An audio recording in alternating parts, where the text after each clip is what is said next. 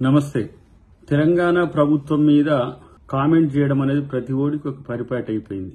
మొన్నోడు, నిన్నోడు, నేడోడు అన్నట్టు పార్లమెంటు సాక్షిగా విజయసాయిరెడ్డి మాట్లాడిన మాటలు గనక చూస్తే ఒక రాజకీయ అజ్ఞానిగా మరి పెద్దల సభకు ఎట్ట ప్రాతినిధ్యం వహిస్తుండో నాకు తెలియదు కానీ ఇంత అక్కసు తెలంగాణ ప్రభుత్వం మీద ఎందుకు?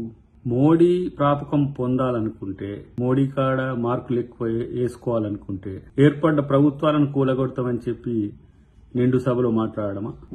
నీకు ఏ రాజకీయ తెలివి ఉందో ఇప్పుడు అర్థమవుతున్నది.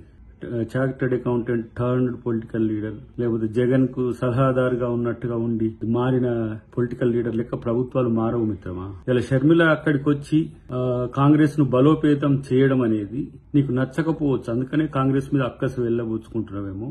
డెఫినెట్ గా రేపు ఏ విధంగా రాజకీయంగా మీకు సమాధానం చెప్పాలనో కాంగ్రెస్ పార్టీ చెప్తుంది. కానీ కేసీఆర్ తో అంటగాగుతున్న మీరు మీ అక్కసును వెళ్లగక్కడం అనేది దేనికి సంకేతమో ఆలోచించుకో.